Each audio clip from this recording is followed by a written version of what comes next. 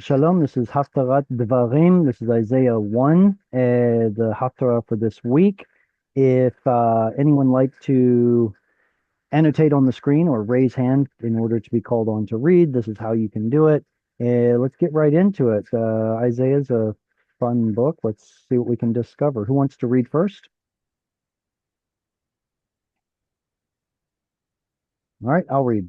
Chazon Yeshayahu ben Amos asher chaza al Yehuda v'Yerushalayim b'nei Uziyahu Yotam Achaz Yechizkiyahu Malchei Yehuda. And let me turn on my annotate tool so I can draw on the screen. There we go. There it is. All right, who are these people? Yeshayahu. Right there. Isaiah. That's Prophet that's the Isaiah. prophet, exactly. Why do we call him Isaiah instead of Isaiahu? I was asking that question just before we started because you say Yeshayahu in the writings, but in the titles it's Yeshaya. Okay, how about Eliah versus Eliyahu?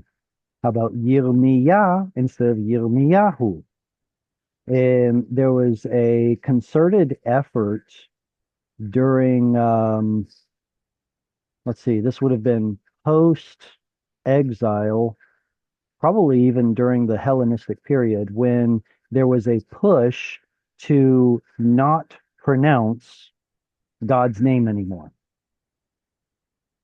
And in people whose names in which there was a theophoric element, Yod He Vav, and then of course the Mater Lectionis vowel letter He didn't originally appear because it wasn't invented until later on. But the point is, all you needed is the Yod He Vav in order to represent God's name, whether at the end of a word like Uziyahu, or whether it's at the beginning of a word like Yehoshaphat.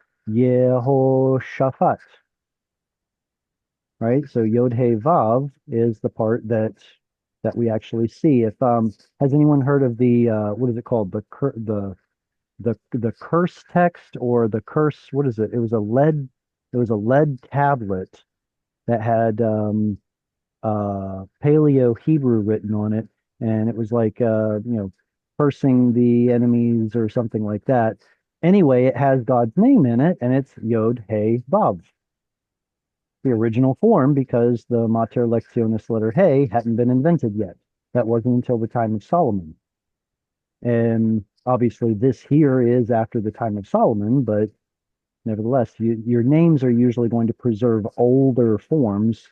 And so anyway, the answer is during the Hellenistic period, after the Maccabees defeated Antiochus Epiphanes IV, that's when there was this big controversy about whether to use God's name anymore.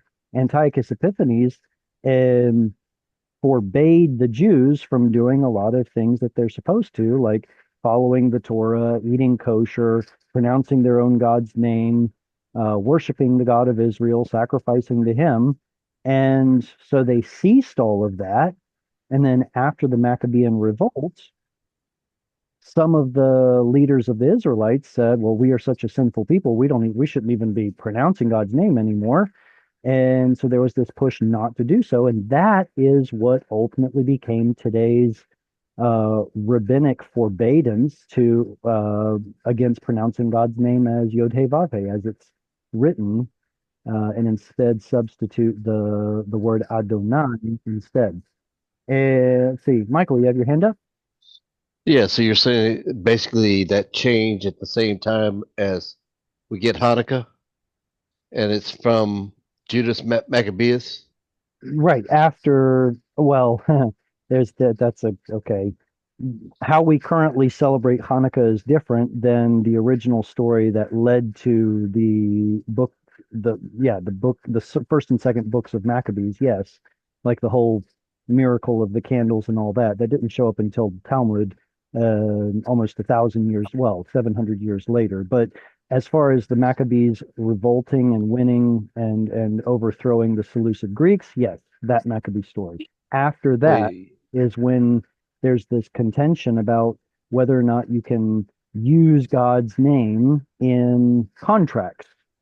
Remember, I did not know that they were connected because I have done a deep study um, some 20 years ago on grading olive oil and its whole process. So I understood the 8 days attached to Hanukkah, but I did not know that there was a connection Yes, to. sir.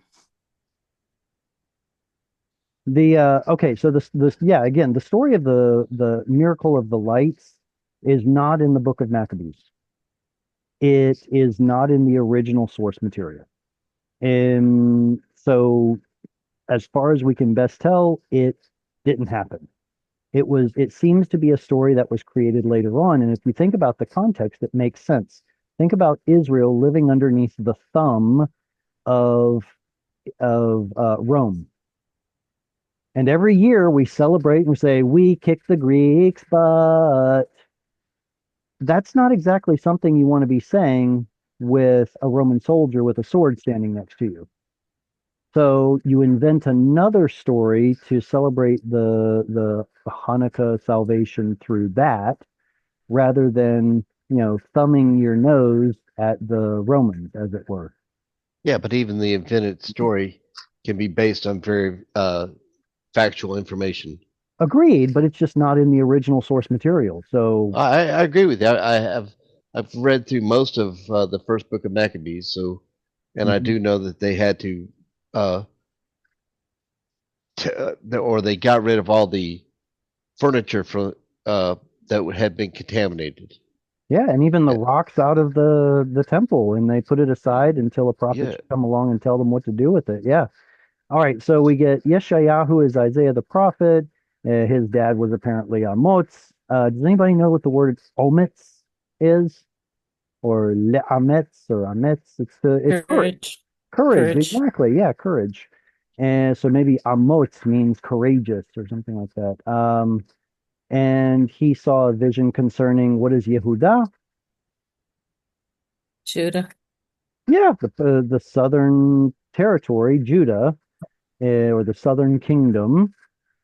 The northern kingdom was gone by now. It had already been taken out by Sennacherib. V'Yerushalayim, that's Jerusalem. B'mei Uziyahu. What's the meaning of Uziyahu? God is my strength. Mm-hmm. Yahu is referring to Yod He Vav He, and Uzi is either strength of or my strength. It's probably strength of with an original case ending Yod, strength of Yah. But my strength is Yah or something like that. It preaches well. Chizkiyahu, that would be Yechezak, I guess. He is strong.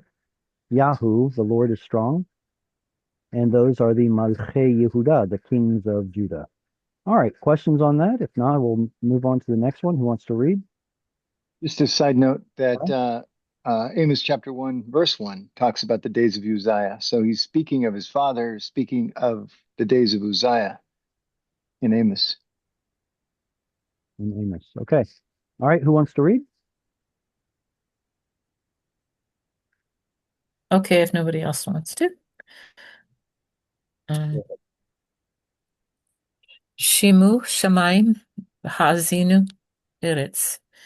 Ki Adonai diber panim gidalti veromanti vehem pash'u bi. You read very well. Be sure to put a little pause whenever you see the etnachta.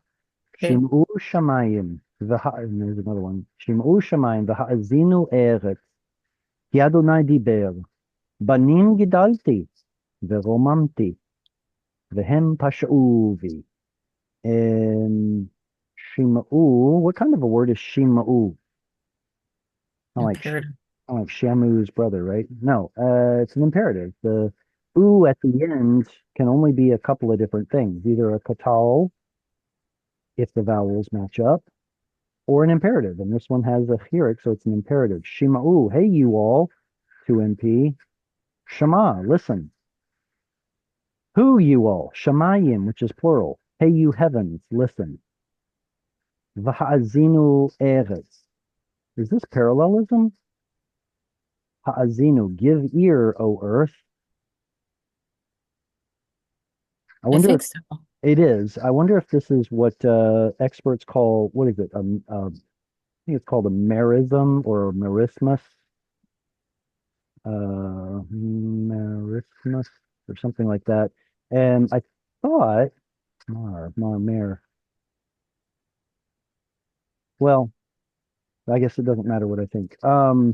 It has to do with listing a couple of things, but your intention is something far greater. So by saying heavens and earth, you're not just talking about that up there and this ground down here, but rather everything contained therein. Mhm. Listen, O heavens, and give ear, O earth, ki Adonai diber, because for the Lord has, that's a PL verb with the chirik and dagesh, he has spoken. All right, what has he spoken? Well, this is a direct quote of God from the prophet. Banim gidalti. What is the root gadol, gadal, or gadel? Big, Yeah, but exactly. But this isn't in the katal gadel, which means someone is being big, growing, but making grow. rather, but exactly, but rather it's in the PL, gidalti. So someone made someone become big. That is, they raised him up. They made him. Yeah. They says it says here nourished. Technically, nourishing doesn't relate to the verb gadol or gadel, but making big. So, I guess you have to nourish children to make them big. But whatever. Banim gidlalti, sons I have raised up.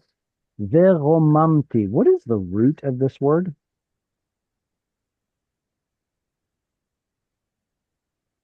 Ram?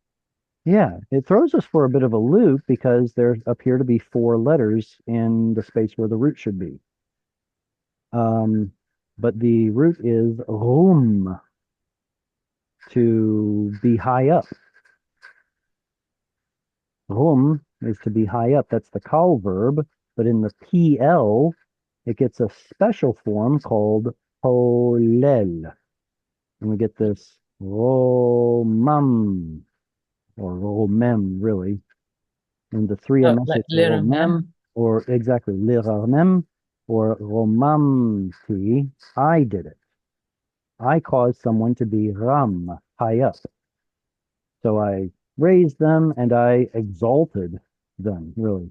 Vehem hashuvi. And what did they do?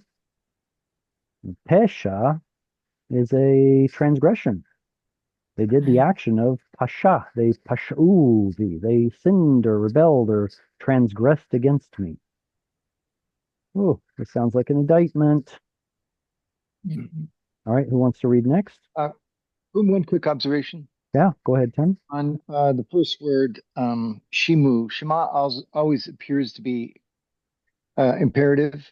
Hmm. You're drawing 2ms off that shirt vav on the Right.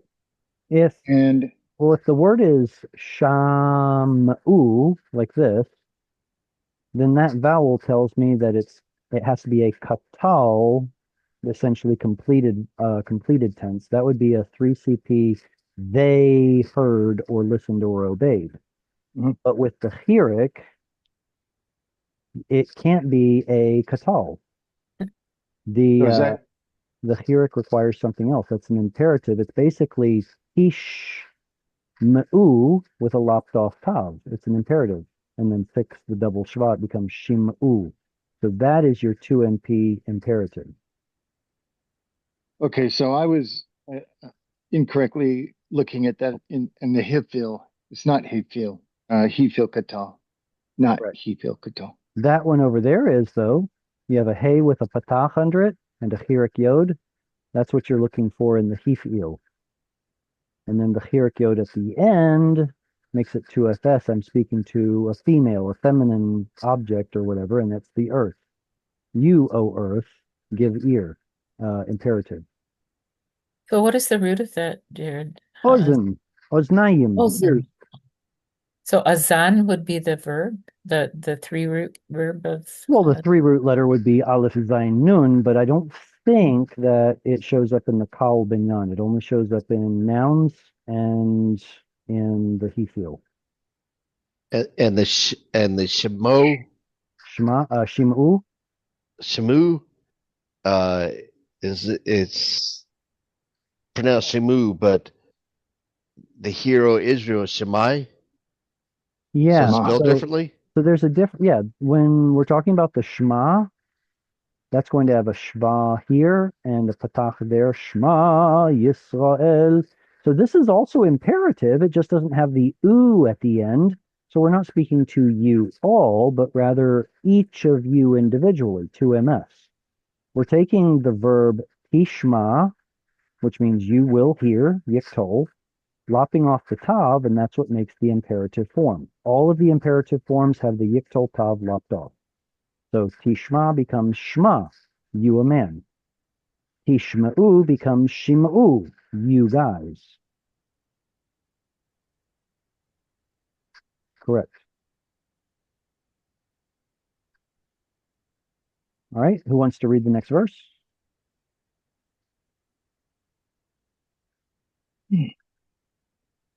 How come nobody wants to read? I don't I, know. Go ahead. well, I'm getting so much by listening to you doing it correctly. But if you need somebody, I'll volunteer to do my best.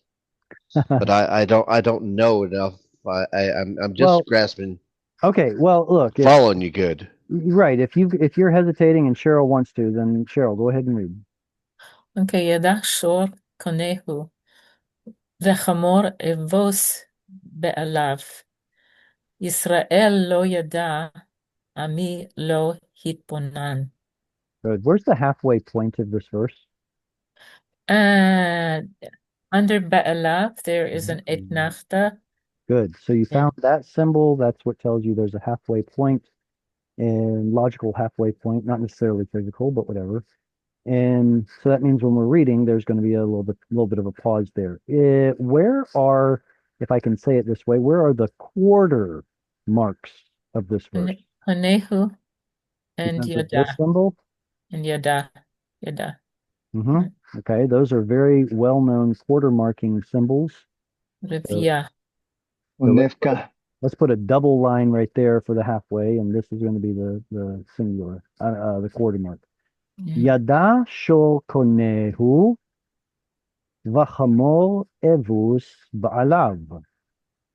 Yisrael lo yada, ami lo hitbonan. So you can hear how I read it. You read this section, pause, read that section, bigger pause. Read this section, pause, read that section, major pause, end of the verse, pause, right? And so this is a trick or tactic that even beginners can use to sound more Fluid? fluid is a good word to say it. I was going to say fake it till you make it, but yeah, exactly. To sound for more fluid, pause in these places, and it will sound like you have a very an eloquence when reading Hebrew. All right, I see somebody circled these cantillation marks. Who was it and why? That was me. So Okay. are we looking at a relative clause there? Where? His owner and the donkey? Okay, so a relative clause is when you say a noun of some kind, and then you have a relative particle like a share, which then tells you more information about the noun. I like the shop that is on the corner of Elm. Okay, that would be giving extra information about the shop. That's a relative clause. Here we don't have one. Okay, But so there is parallelism. I'm identifying the Merka and Tivka. And the reason that I'm identifying that as a possible relative clause is because I'm seeing those as like parentheses, like a phrase within the structure of the Cantillation? Okay, so the mercha, well, hang on, that's not a tipacha. It's what is that called? Pashta, I think. I think this one is called pashta. Okay. Mercha is underneath. There's a mercha. Yeah. Mercha tipacha. I think that one's pashta. But anyway, the point is that you've got all of these different cantillation marks, right? There's a hierarchy of which ones we need to know. The most important one is this one, the end of the verse. The second most important is that one, and then maybe the third most important is this. But there's a whole hierarchy that goes all the way down to, mercha, tipcha, pashta, blah blah blah. And the question becomes, how good are you, individual, arbitrary Hebrew student, with cantillation marks? Which cantillation mark is the next one that you're going to learn? Okay. Don't learn them all at once. You'll go cross-eyed. Learn the important ones first. And so this one right here connects. Let's see. Yadashol konehu. Gosh, I I can't remember if it's a light disjuncting or a conjuncting. But anyway, the point is there's not much of a break right here. With this one, Is it a construct? Is it a construct right there? no, Shorkanehu? no, Okay. because here the ox is the one who's doing the action of knowing. Okay. And then konehu is the object. Okay. Ah, So it can't be oxed of his owner. mm. But here, v'hamor, there's a, what is that, tipacha, which is a slight break. Why is there a slight break? Because there's an ellipsis here. This verb is supposed to be repeated. V'hamor yada evus ba'alav. But it's left out. The writer thinks that you're smart enough to figure out that you can use this verb twice. The ox knows konehu, his kone, owner. The chamor yada, knows evus, the crib of, here's a construct, ba'alav, his master or masters. In Hebrew, if you talk about the owner of a pet, it's always in the plural. Who's the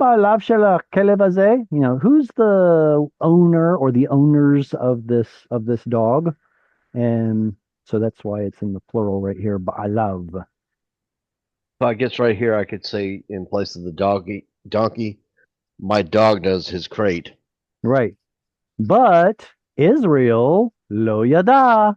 What an indictment. Israel doesn't know. Ami lo hitbonan. So here we have parallelism. Israel, Ami. Lo yada, or lo, yada, hitbonen. What is hitbonen? Hitbonan. Should be hitbonen, but in the pausal form it's hitbonan. What's the root? It's reflexive for knowing. It's the hitpael reflexive. But bina is like wisdom. So I would say understanding. understanding would be better, yeah. Okay, so Lehavin, right. lehavin would be causing understanding, to understand something. Right, exactly. So hitbonan, this is going to be that same, remember what I said earlier, that specialized PL form called polel? Yeah. Well, same thing with hitpael. Instead of putting a hollow or geminate root into hitpael, it goes into hitpolel. And like I said, if it weren't for pausal form, this would be a tzere, hitbonen. So the root is Bonen. no. No, beit nun noon. Met Jude noon. Oh, Ben. Oh, they have seen. Bean. Think of the noun bina, understanding. Right. Form we get to see the root. Bet yod nun. No, the polel why am I thinking that the polel has four consonants in the root? Okay, because the O vowel is a connecting vowel. It is not an original consonant. The nun is reduplicated. Why is it reduplicated? Great question. Nobody knows. Polel and hitpolel does not exist in any other Semitic language besides Hebrew. So nobody has a clue as to how it formed. And trust me, I've studied it. Nobody knows that I've found. Anyway, so like I said, if a root is either hollow, which means it has a middle vav or yod, or if it's geminate, geminate, which means that the second and third root letters are the same, Mhm. then it will fit into this strange binyan, polel or hit polel. So yeah, I see four letters right there, bet, vav, nun, nun, but for whatever reason, Hebrew shoves hollow roots into the here and doubles the nun. And Tuesday, did you say something? I'm listening to that. No? Okay. Let's see. Yisrael lo yada. Okay, I think we're good. Any questions? Well, noon. You're saying the new noon, and I see it, but isn't noon one of the ones that it has a tendency just to disappear?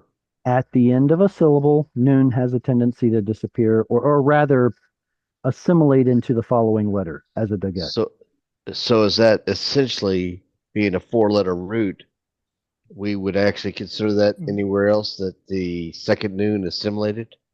No, because neither of these noons is, well, I guess I said at the end of a syllable. I should say at the end of Uh, a syllable besides the end of a word. Okay.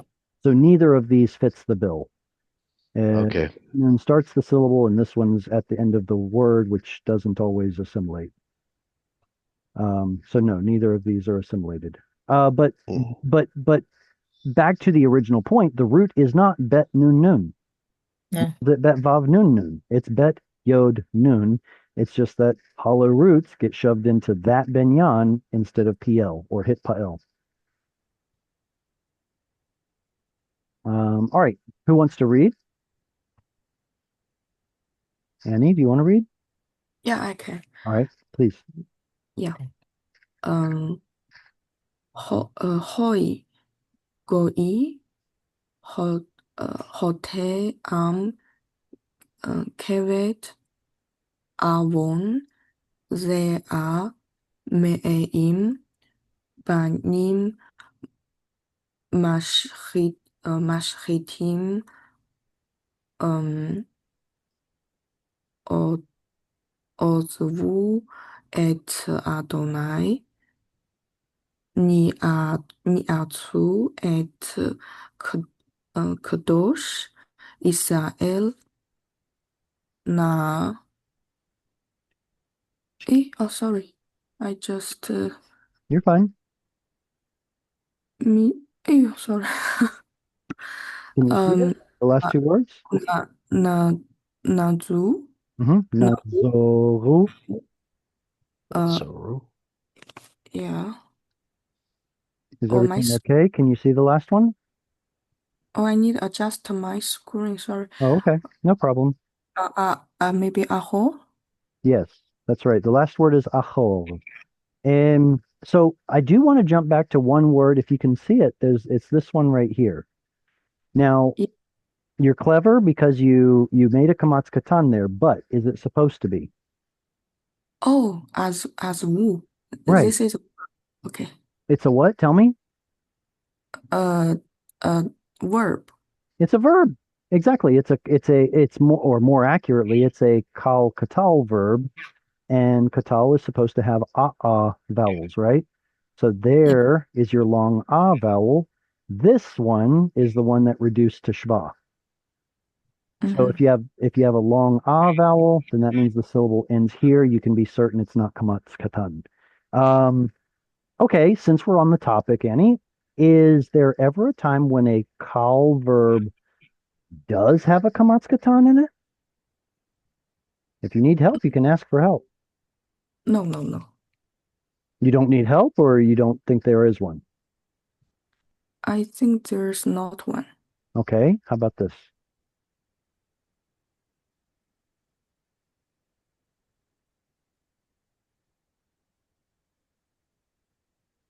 How about that one? Uh, Ismar lacha. What's this word?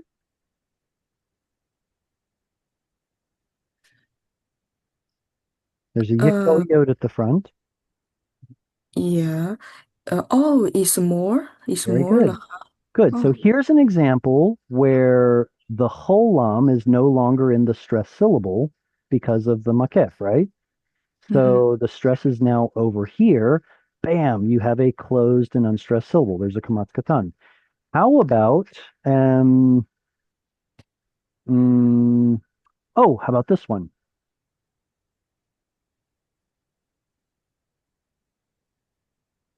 Have you ever seen this word before? This is a kal, katal. This one over here, sorry, let me fill in, was a yiktol. It just lost the stresses all. But this one's a kal katal. And that, my friends, is a kamatz katan. How do you read it? Oh. Yikaletatan. The tip. Mm-hmm. Yecholtiv. Yecholtiv.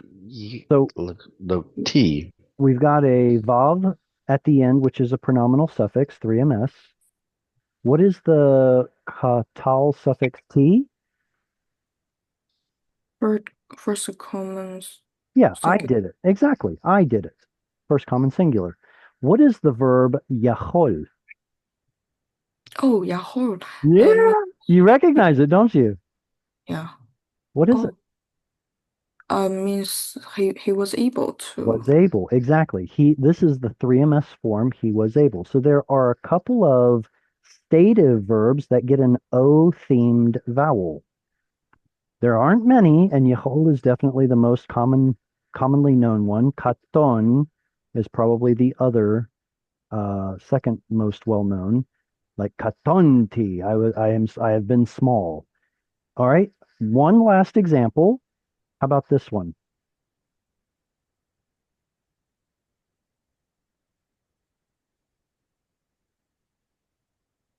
Okay, what would you do with a word like this? Be, Uh-huh. Shomo. B'shomro. Good. What would you do with that? How would you parse that out? I think it's uh, preposition be Yep. plus um plus uh What's the O at the end? uh or means him. Uh-huh. Him or his. Good. So what do you do with the shomer in the middle? B'shomro. Yeah. Shomo. I think it's a infinitive construct. Right again. Infinitive construct. Okay. Now, lastly, you know what? There's one more. Oh, wow. What is it? Um, well, I don't want to belabor the point, but what's the normal infinitive construct? It would be shmor, right? Yeah. Like that. If you have a makef to another word over here, wouldn't this drop to a kamatz katan? So we always have to be on the guard for these kamatz katan vowels that show up wherever an O vowel should show up, but it loses the stress. So yes, there are, as we've seen, there are tons of different times that kamatz katan can show up in a call verb. Crazy, huh? And And you just developed a question for me. Can okay, you go back? yeah. How just because I'm having a brain bubble again. How do you tell the difference when you're doing a construct of between saying in his guarding or in the guarding of him? Like a Agreed. direct an object suffix versus Okay, so a possessive. yeah, that's actually just a matter of translation preference. What Okay. we have literally here is like Annie said, we've got in, Yeah. something belongs to him, his, and then remember that infinitive constructs are technically nouns representing actions. Right. So what is it that belongs to him? It is his act of guarding. In his act of guarding. But guess what? That sounds clunky. Nobody would buy a Bible that translates it that way.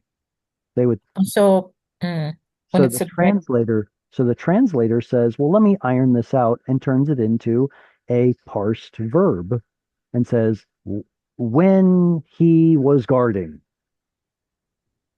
Okay. When guarding him would be a verb and not a noun then in construct. I'm looking Yeah. for what it looks like when it's an object, a suffix object or an object suffix. It would have to, okay, so if it was when guarding him, assuming that another he is doing the guarding and him is the one that's being guarded, Yeah, it or would in the be, guarding of him. right, then it would be bishmor oto. Okay. So in the guarding of, Mhm. well, not really of, it's not a construct chain, but in the guarding, Him. direct object marker, him. Okay. And so the shmor, technically, that wouldn't have person, gender, number built into it. In fact, you could even have bishom ro oto in his guarding him. Hmm. All right, you brought all this up, so and you're writing all that. So how would you actually write guardian angel? Is it would be Ish Shemo Melech? Probably malach shomer. Malach is a messenger or angel, and shomer is the participle that says he's doing the act of guarding. Guarding. Shomer. Or Okay. Hamalach HaShomer would be the guardian angel. Malach, like that. So that's when a participle was an adjective. Right. Well, I mean, participles are always Okay. adjectives, It's even if the translator doesn't think so. Yeah. yeah. Okay. What then do we do? Oh, speaking of participles, look, there's one right there. Hote, the act of being, or the one being sinful, right? The nation being sinful. Am kaved avon. Did you all know that kavod means glory, but that kaved means that something is heavy? It's a state of being, verb kaved, and then keved is a noun, Mhm. being loaded and burdened down of or with avon, iniquity. Wow. Zera miraim. What do we do with this word right here? Miraim. Is that a participle? I think so. Yeah. What binyan? There's a PL. Yeah. Prove it. Okay, you can't have a dagesh in the ayin Okay. Why uh, would you want it, dagesh in the ein? because the middle root letter has to have a dagesh to be a PL, but you can't put that in there. So the patach lengthens. Wait. I thought you said this was he feel. Now it's PL? No, I didn't say if he fell. Oh, excuse me. I said PL Oh, PL. Okay. because, well, under the mem there's a shva. That's a giveaway, kind of. In Is it? my mind, it is. I don't know if I trust my mind. All right. Okay.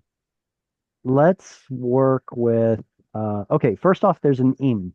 That's the easiest part to identify. That tells us that we're looking at either a noun or adjective, And it's plural, yeah. and it's masculine plural, exactly. So what would the form be without the im? Without the im, um, Instead of the masculine form mera'i, for the mera'i, help, um, help her out.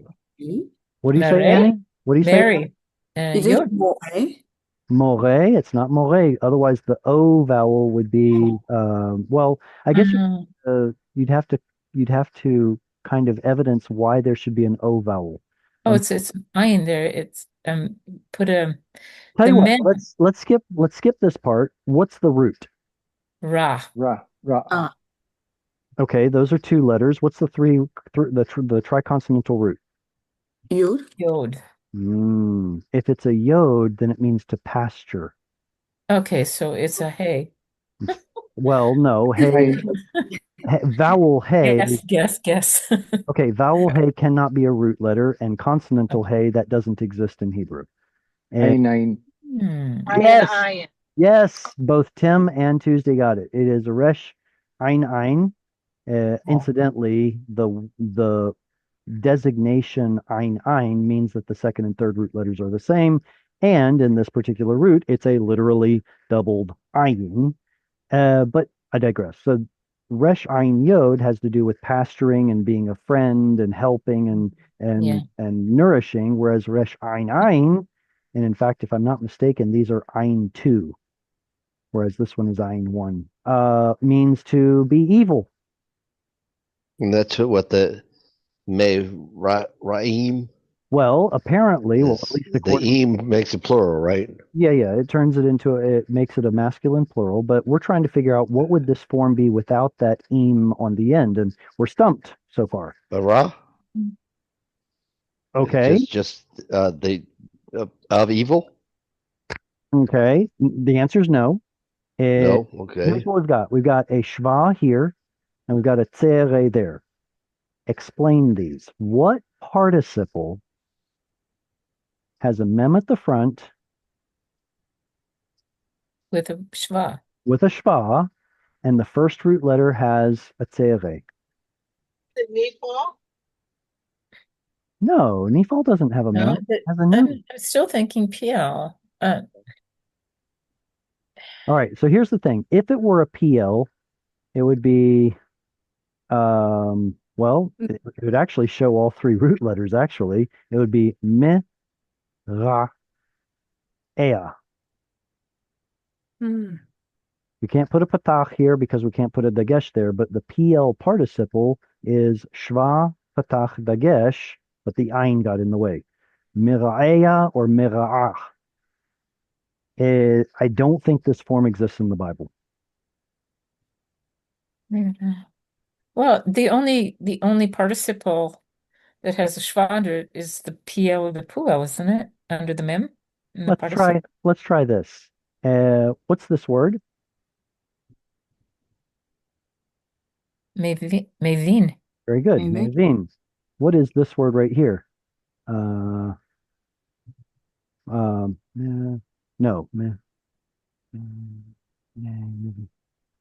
There we go. What's this word? Mev Mevine. Is that a schwa? Oh, Yes.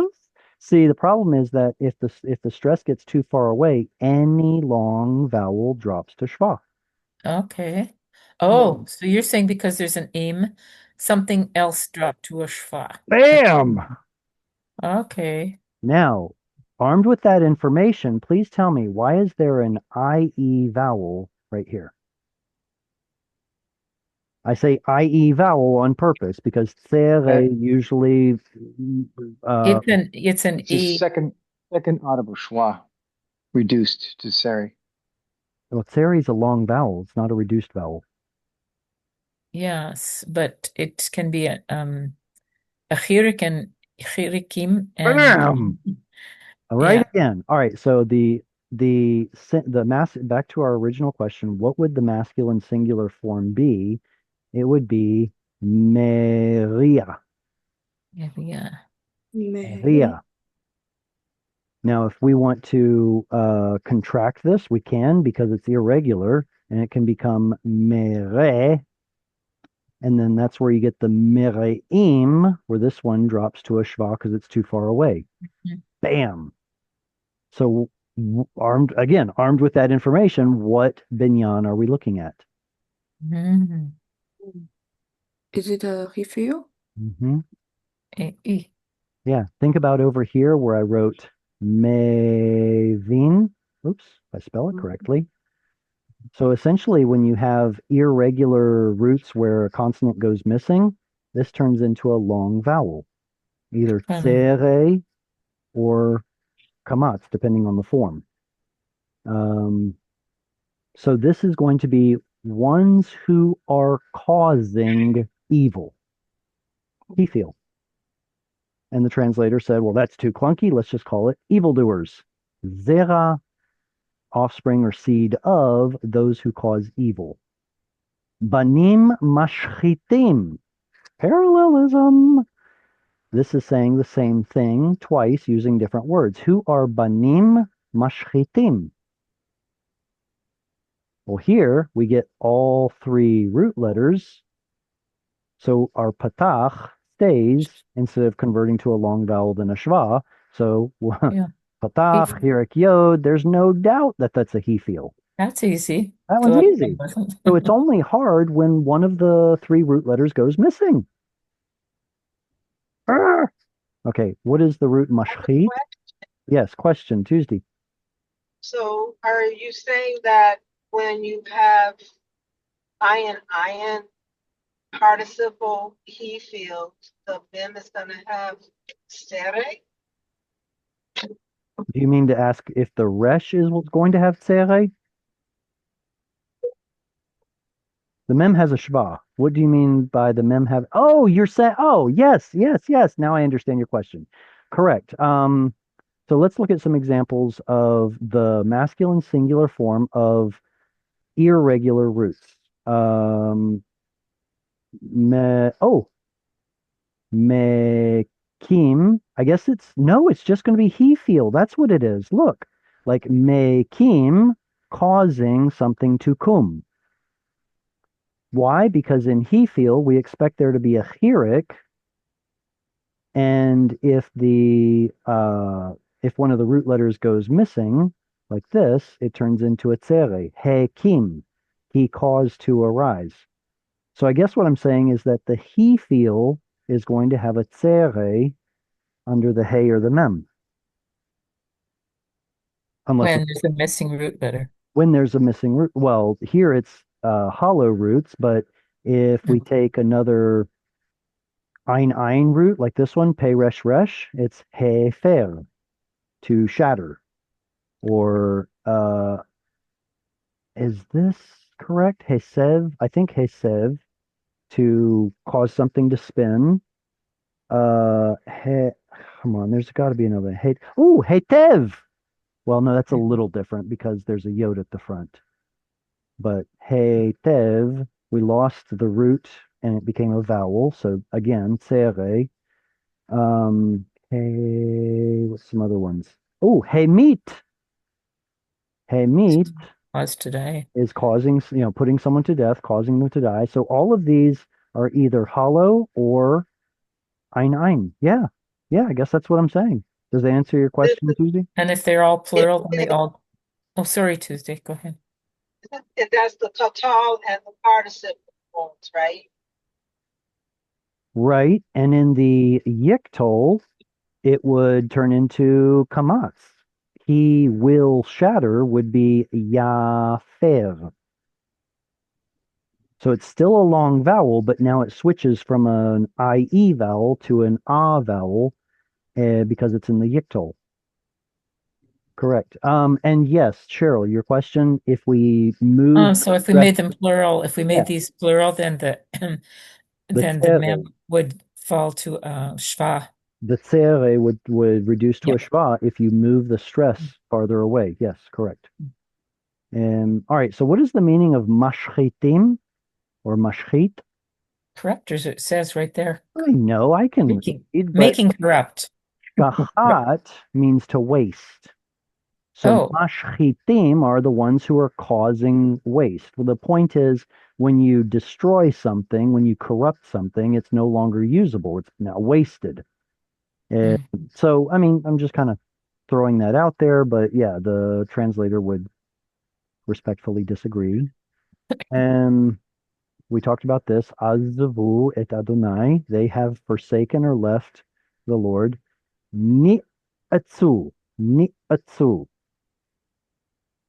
What binyan? Yeah. Okay, there is an EA. Very good. So that makes it, Nifa. sorry. Wrong? I Okay. think, look, if we're using Oh, default, then what's Naatsu. the root? That's part of the root. There you go. So what's the Naats. pattern? Naats is the root. Okay, Yeah. what's the pattern? E, that would be Here, Pia. Pia. you got to, exactly. You got to hear it here and a dagesh right. Oh, wait, never mind. Guttural. So the guttural. All you have is the chirik. To say that it's to PL. say that it's PL. Yes. Yeah. I guess, you know what? Technically, no, I don't even want to say that. Okay, let me just say what I was going to say and then tell you why I didn't want to say it. Hopefully it's a teaching moment. I would have said that the root could be Aleph Tzadi missing Yod with a Nifal Nun at the front and an U at the end, which makes the Yod go missing. Mm. Okay. Hypothetically, I'm not saying there's an Aleph Tzadi Yod. I don't even think there is one. But if there were, could that be a Nifal? I would actually say no, because this should be a closed syllable. That ah right there bothers me. Mm-hmm. That should Mhm. not be an ah vowel. Remember, your reduced vowels typically hint at or indicate an original vowel, and this ah just doesn't sit well with me. Mm-hmm. And so it'd be like ni tsu, ni tsu. If anything, I would expect this to be na'a tsu, like that. Like we have the word na'ase, Mm. Yeah. something was done. No, na'a, sorry, let me say that again. Na'asu, something was done. There we go. Asu.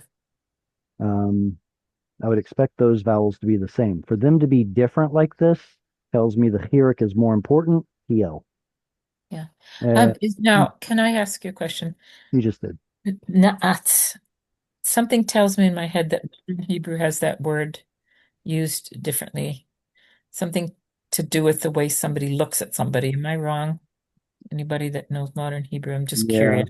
Yeah, it's not a word that I use regularly. Let me look it up. Na'ats. I just curious. And nun aleph tadi na'ats. To condemn or spurn.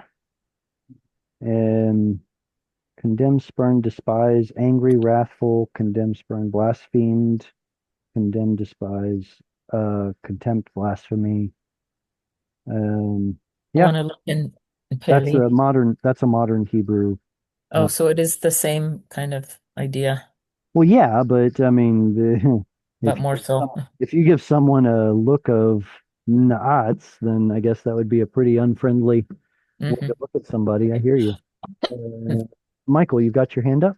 Go ahead. Yeah, I was just going to make a comment to the fact that you said that doesn't sit well with you. Well, apparently it works with the translation too, because if it bothers you, it also provokes them. I'm just doing a collation to the fact that you were saying that that didn't sit well with you, and it looks like it fits in the translation. Wow, you actually, by you saying that, I was just noticing something else. Did anybody here notice the direct object marker? Hmm. Mhm. Does Nifal take a direct object?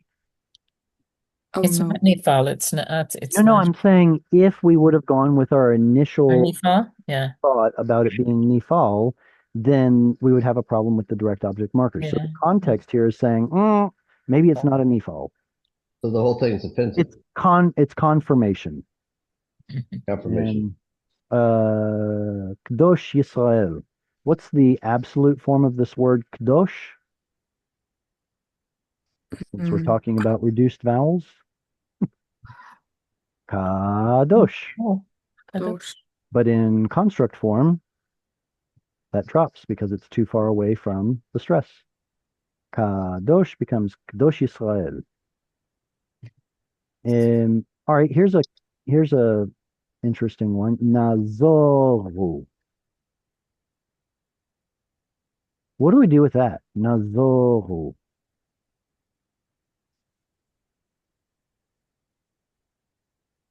Any ideas where to start? That's Mhm. I still just I guessed it last week, successfully guessed at a root, but I don't understand roots yet.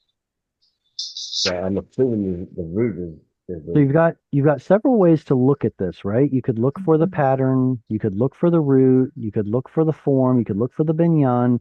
What's the lowest hanging fruit here? The ooh. the ooh. Yeah. Mhm. Say again, Tuesday. I didn't hear you. It's a katal, a katal. All right. Yeah, Because of like the ooh, Yahweh. because Yeah. of the ooh at the end, I would definitely want to argue that it is a Catal form and that it is 3CP. They are the ones who are doing something. Mhm. But then what? Nazor. So that should, well, that form is stative if it's like Yahweh. If it's like Yahol, that's it's a great observation if it is. I'm not familiar with this, whether it's an O themed dative. Let's see, how would I look this up? I would look it up in, oh, I know what to do. Let me look it up in here. I have I have a Excel spreadsheet that has all of the words of the Bible in it, and I can search through it real quick to try to find some connections. Oh, not this one. This one.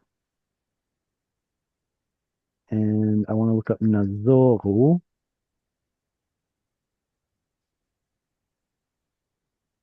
Nazoru. Oh. And there it is. Oh, What'd you find? Stranger? well, what I saw initially was to be a stranger, which sounds stative, but then this thing right here says that it is from the root zur, which I do not believe. Hmm. I guess it's from the root zar, to be strange, Hmm. and that would make it a nifal, like nadon from the root din, Oh. or namos from the root what is it? Mem yod samech. All right. Oh, and there it is right there. Let me scooch it up. It says it's a Nephal perfect 3CP and shows up 2 times in the Bible, here and Ezekiel 14:5. Does it seem to fit in with what is being said? That's what I'm wondering.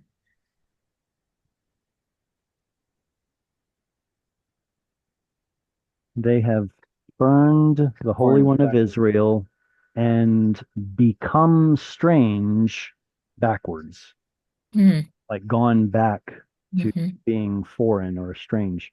I Hmm. don't know, maybe. Wow. That's a zinger right there. Uh-oh. So yeah, this brings up a bigger topic about nifal verbs that have a hollow root.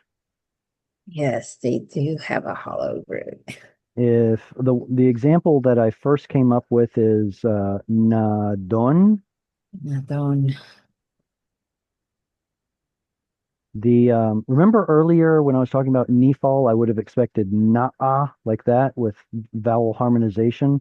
It's probably because nifal was it probably originally had an ah vowel that changed to a chirik vowel, much like hefil was a patach that turned into a chirik, but whatever. So having a long vowel here, ah, sits pretty well with me. And then having the O vowel is the weirdest part, nadon, from the root din, to discuss or judge. Or what is it? Names or it is. It's names. So what other, that's the question. That's the ticket I need. Watch this. Did I close it? No, here it is. Inside Caleb. What I want to do is can I do it this way? Find a noon, or clear screen. I want to try to find that pattern. Noon with a kamatz and a letter with a holam with another root letter. Find the absolute forms only. Oh, that's not going to find anything. And one find, one per. Yeah, that's not finding anything. Anyway, I was looking for other verbs that follow that same pattern. It's going to be extremely rare. First off, hollow roots are one thing, but then nifal is another. So those two criteria alone is going to really narrow your results. Anyway, Nazohu. So they're telling us the O vowel is from the root Zain Vav Resh, and that the noon is Nifal. Yeah, we learn something new every day. Well, not that I could answer them, but does anyone have any questions on this? Then let us move forward. How are we doing on time? We good on time? Eileen, do you want to read? All right, Yes. go right ahead. Al ma ta u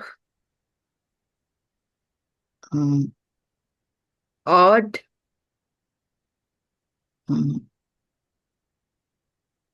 te te o so u Tosifu. tosifu so no saar Sarah. Sarah Mhm. Kol Rosh La La La o Oli We'll have to come back to that one.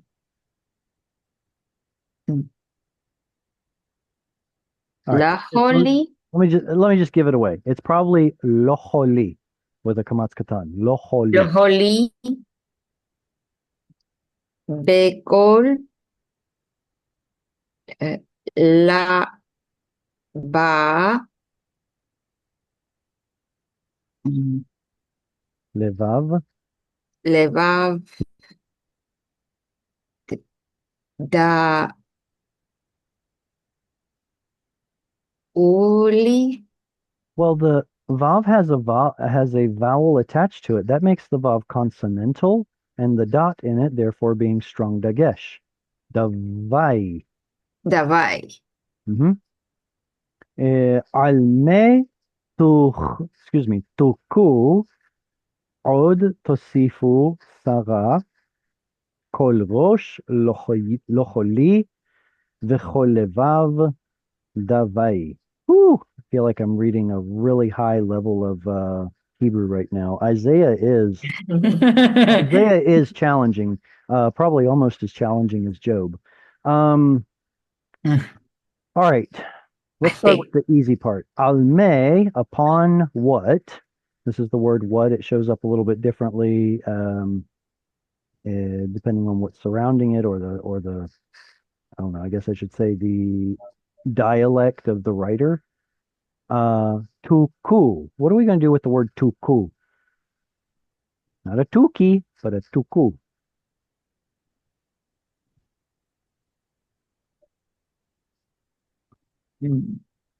Too cool or is it too cute? We No, parse it. this right here. Yeah, that's the point. This thing right here that I've covered is the cantillation mark. There is Okay. Syriac. Otherwise, you'd have two vowels in a row, which Hebrew doesn't allow. Oh, yeah. Tuku. Yes. So the goal here is to parse it out. Tuku. Cool. Is it from Naha? Nun, kaf, missing yod. Yes, that's the root. Okay. Lehakot. Lehakot. Lehakot. To strike. Or in the 3ms form, it would be he ka. He struck. So we've got a missing noon in the strong dagesh. So what's the two, or actually, let's start easy. What's the tav and the u at the end? Is it the Hufal The thing? u, yeah, the u at the end makes it hufal. Good. What's the tav and the u working together to tell us? Second masculine plural. Yiktol, So Yiktol. second masculine plural. Good. So this is just a hufal, second masculine plural, yiktol. You all will be caused, to be, I don't know, smitten. I don't know how to say it. So basically, you will be stricken in the passive voice. How long will you be stricken? Od tosifu Sarah. And still you all will cause gathering or do it again more and more. Sarah. What is Sarah? Mm. It's not Sarah. That's with a scene, right? Sarah.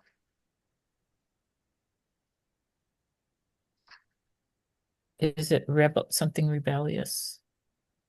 Oh, to go apart from. Yes, good. The root is sur, to turn aside. Mhm. So Sarah would probably be what, a participle feminine singular? Mm. It's pausal, so to see. So, If it were katal, it would be Sarah, but if it's a Mm. participle, I think it's Sarah, so revolting. revolting. I think. I can double check it. I mean, I reserve the right to be wrong. Nobody's perfect. Where are we? Isaiah near the top. Is it to be caused to revolt?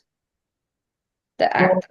I'm wondering if it's not even from the root that has to do with revolting, and it just has to do with departing, turning aside, sul. Ah, And let's look at the morphological codes. Oh, it's already there. Feminine singular, absolute. Uh-huh. What? Noun? Noun? All right. If it's a noun, then that makes it, yeah, something like the Turning act it. of turning aside or Yeah. revolting. Sure. Mhm. Um, yeah, I guess that makes more sense than a participle. And you again are turning aside as opposed to and you again I don't know. Yeah, to me it looks like a participle, so I might just politely disagree. And kol rosh, and then this word. What's the absolute form of this word? Take off the prefixes. Holy. Mhm. Holly? Yeah, it's either going to be holy or holy, depending on where the accent is. Here it's on the O, there it's not. Holy or holy. And so holy, oh, hang on a second. I might be wrong there. Holy is a noun. It's a seglet. And then holy, I wonder if geez, that could be an adjectival form. Here, we'll come back The whole. to there. What does this errant program tell me? It says that it is a noun, masculine singular. Yeah. So it's probably related to holy, Thickness. which is sickness. So now what I want to see is when is it holy and when is it holy? Uh, Holy sounds like my sickness. right, it does, doesn't it? Here, let me look. If we put whole word expression, there we go. How many are there? Oh, well, that's not many. 5 of them. So this is Deuteronomy, holy, kol holy, every sickness. Deuteronomy 28, gam kol holi vechol makah. So I guess maybe it has to do with pausal form, because this one's in pausal, kol holy, and this one is not. Mm. Isaiah 53 and is in pausal, holy. Jeremiah 6:7, holy makah is not. Okay, so I'm seeing a pattern here. When it's in pausal, it gets a holum. Anyway, so back to here. Kol rosh okay, now how do I know what vowel this is? We expect it to be a shva. Le, and then two reduced vowels in a row. Does Hebrew allow that at the beginning of a word? No. So it's going to fix the first one and turn it into Harmonizes to kamatz. very good. It harmonizes with the reduced kamatz. So your short vowel is going to be kamatz katan. Loholi. Loholi. So the lamed um it- Hard to translate, isn't it? yeah, I'm just trying to figure It out seems why. so. Le is used for direction or even intention. So it's like every head is becoming, turning into, getting to the point of sick. So it's It's almost to like a sickness. yeah, like a transition. Mhm. So Everyone's it's getting sicker, if you full will. head to sickness, every head to sickness, Yes, or yes. all the head to sickness. Yeah. V'chol levav, and every heart, davai, whatever davai is. That's another difficult one, isn't it? And we think we know the root. Oh, I have to go back to here. Okay, davai, adjective, masculine, singular from dave, 1739. Dave. So it's going to be, yeah, Dalet Vav Yod. Faint, unwell, shows up 5 times. Leviticus, Lamentations, Isaiah. So not a not a common word. Man, I feel like I should know a root from that, but I don't. Okay, Michael, you've been waiting So, patiently. You have your hand up. Go ahead. yeah, so that root that you're just explaining right here, that is actually w deep within one of Naomi's kids for him to be called sickly in Ruth. Oh, I think you're thinking of Machlon, one of her son-in-laws. No, one of her sons One of was her sons was called Machlon. sickly. Yeah, That's what I heard. But yeah. I'm just now beginning to understand This Hebrew at right all. here. Okay, so his name is Machlon, and this part right here is probably the root Het Lamed. Originally, Vav turns into Yod, which has to do with apparently sickness, either sick or causing sick because of the ah right here. It might actually make it causative. But yeah, Why would you name your child like that? well, there's a possibility that somebody named him later on. Yeah. It's like why in fables certain characters get certain names that hint at their character. Mhm. It's possible that somebody named it's like the same reason why, Hevel, Abel, is named Vapor. He's here for a second and then he's gone. It might have been that somebody along the way gave him a name that wasn't his actual name, but fit the The context. narrative? Yeah. And then the other son is Kilion, which probably comes from Kala, to be finished. So the two sons are sick and finished, like done, gone. And so it seems an awful lot like maybe somebody assigned those names later on. I'd like to make an Because observation. Okay, Tim. We'd have to know something about the leadership of Uzziah, but I'm suggesting that he's talking to the leadership of the nations. And the head is sick. The leadership is sick. Uzziah was stricken when he went into the temple, assuming that he had the rights of a priest, and the plague came upon him. That Uh, leprosy. the question is he speaking to individuals or is he speaking to the nations and the leaders of the nations? And he's using in parallel the leadership of Uzziah to make this point.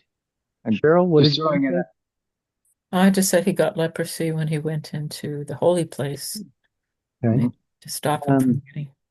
yeah, that's an interpretation. Kol Rosh is probably referring to every head of either a group of people or a nation, sure. So He's addressing Judah in the beginning, right? you know what? That really does set the context. He's addressing Judah and Jerusalem.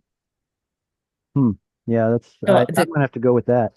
yeah, and which heads? Are they the heads the spiritual heads or sort of the governors or whatever? Probably governors. I mean, Or king? the King. corruption. Yeah, well, I mean, if it's plural, every head, each Yeah, head, every head. or possibly the entirety of the head. Actually, could be. See how they translate kol? Well, that would be kol harosh. Well, it is in modern vernacular. Maybe back then it was different.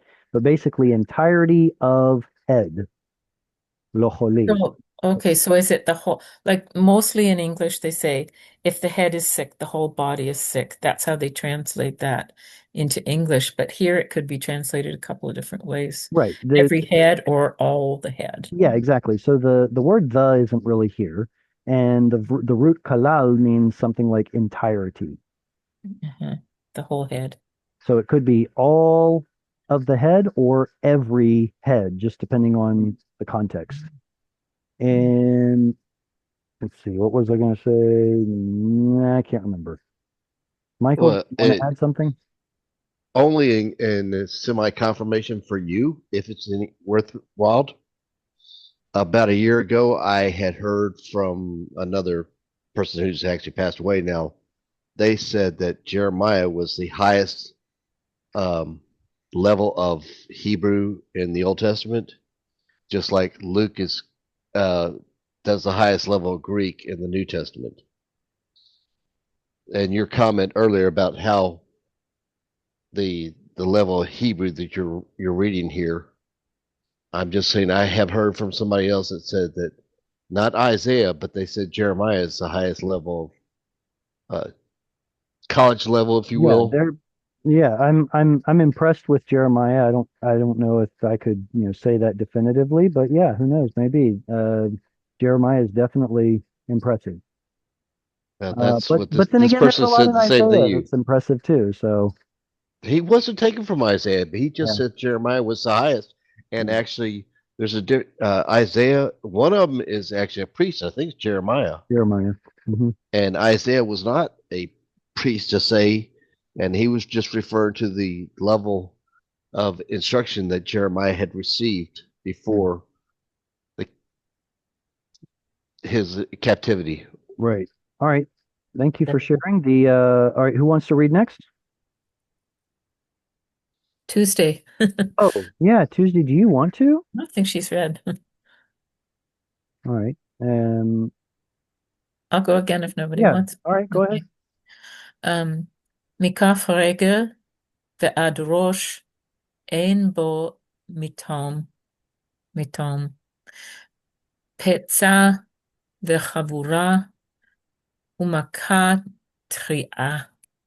לא זורו, לא זו, לא זורו Zorro. ולא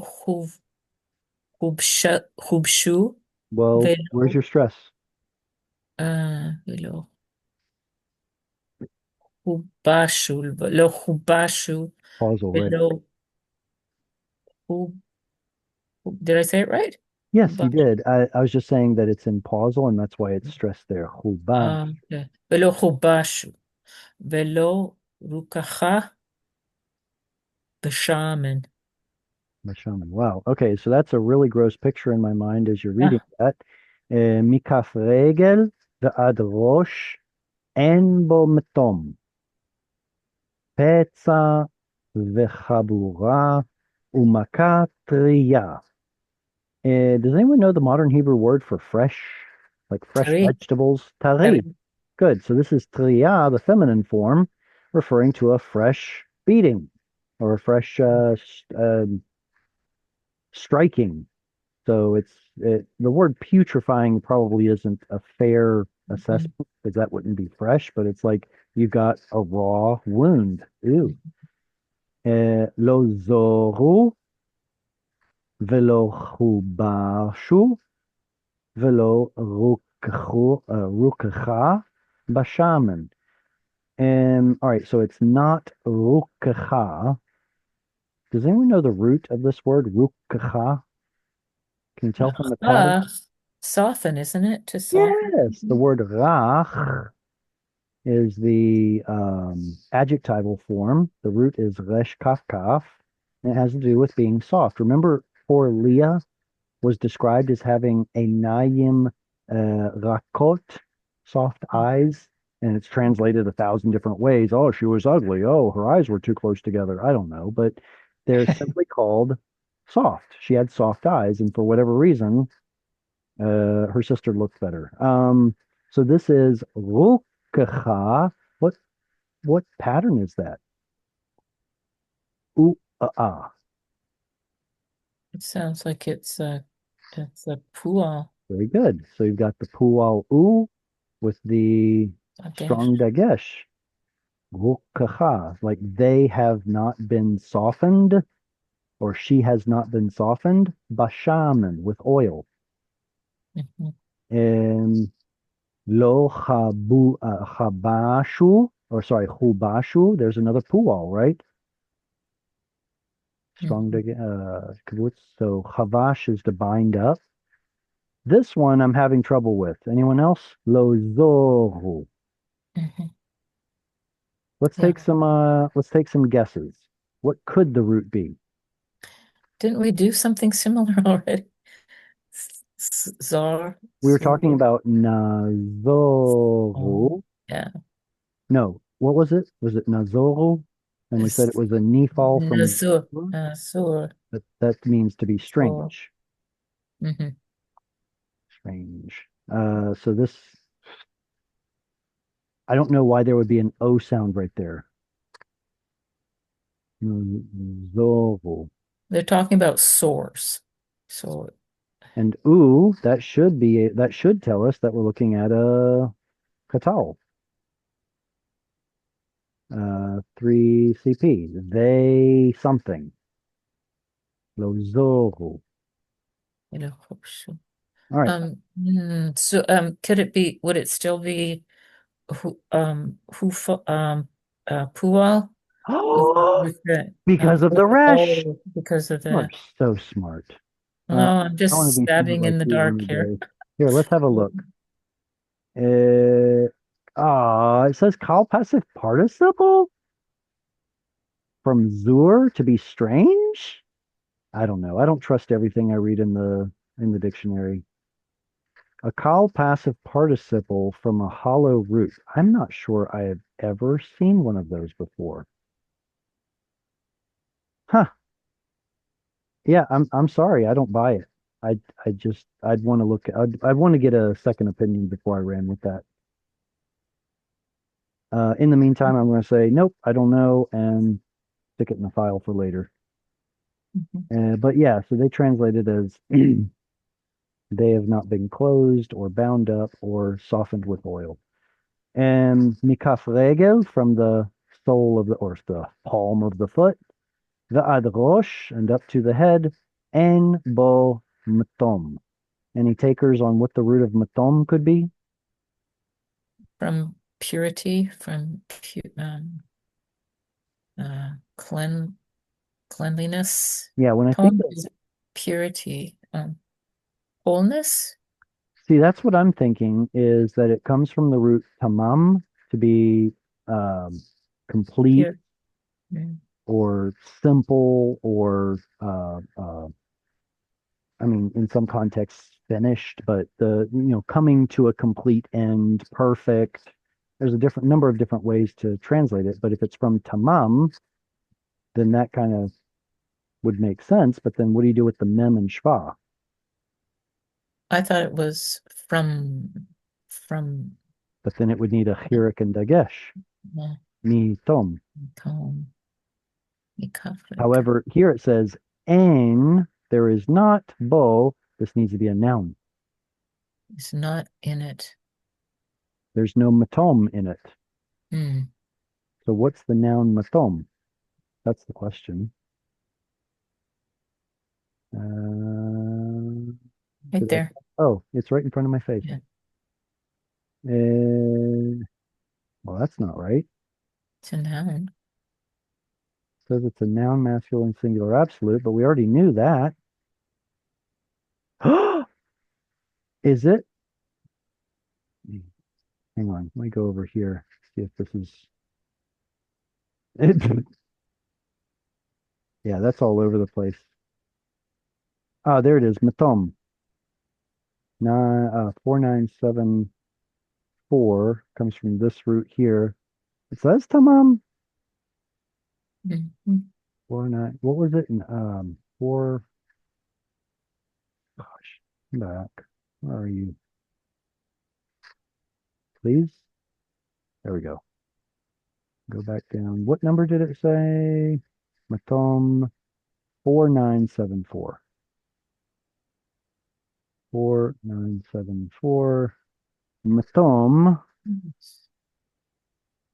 Wholesomeness. Complete. Yeah, but I don't understand how it gets that pattern with the schwa under it. If it's a mem preformative, it should be matom, not matom. Yeah, I don't know. The real head scratcher. All right. So I need to go have some dinner with my family. This has been lots of fun reading through Isaiah. I hope you guys learned something that even the best of us have trouble with Isaiah and Jeremiah and Job and difficult passages. And if anybody wants to help support Hungry for Hebrew, here's how you can do it. Otherwise, I look forward to seeing you all next week and for the Jared, second Haftarah of Deuteronomy. Yes? I know I'm coming close to the end of the class that I'm taking with the Israeli Bible Institute.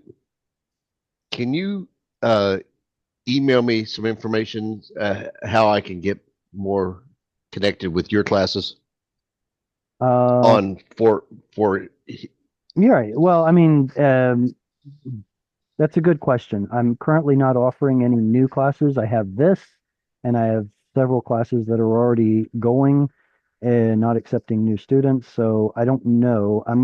well, I need to budget for the next time. Right, exactly. I hear you, but I don't know when that next time is. But Well, I'm gonna be having a baby soon, and that's gonna well, throw a big wrench in all my plans. So I well, can't. I Jared, is can that number appreciate that. 6? Yeah. hmm Oh my Say, gosh. say Number 6. congratulations. The Thank you. cat's out of the bag now, Jared. Yeah, Mazal tov. Anyway, so thank you all very much. But yeah, it's my schedule is completely unhinged. Well, I when it's time, when it's the right time, it will be. I just want to make sure that when I pick up further, I'm okay. under you. Well, are you in the either in the WhatsApp or the Telegram group that are attached to this meet? I am in your WhatsApp group. Okay, well, if there's a new class, that's going to be the first place I'll announce it. All right. Well, I appreciate it. All right, excellent. All right, guys, I'm going to head out. See you all next time. We're going to read, I guess it's going to be Haftarah Vet Hanan, the second portion of Deuteronomy. Well, I You know how thought to it say was this. Isaiah 40. Is I it know how Isaiah to 40? say this. Yeah, I know how to say this in Italian. I don't know how you say it in in Hebrew yet, but bon appetit. Good, I almost said it in German, sorry. Beteavon. So In the Hebrew, it's Matea Haftarah Beteavon. boom. for sure is in Deuteronomy? I Well, thought, no. The Torah portion is oh, the second portion of Deuteronomy. The yeah, Haftarah I'm looking up right now I think it's Isaiah 40, I think. sounds right, and I'm just having trouble finding it. Let's see. Kikisat, Tulma, Vashi, Bereshit. I evidently don't know how to count pages. Well, In the 97. Tim knows. yeah, in the Kumash, Yep. In the Chumash, it's it's page Isaiah 40. page 14, 15.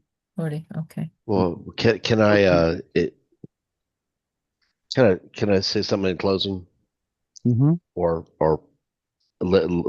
dear Heavenly Father, in the name of Jesus, I praise you and I thank you for allowing us all to learn from Jared. And I pray that your wholeness and your completeness, your shalom, would flood over him and anoint him and his entire family. Now, in the name of Jesus, I want to leave you with that parting. Tודה רבה. Thank you very much. Yizrat Hashem.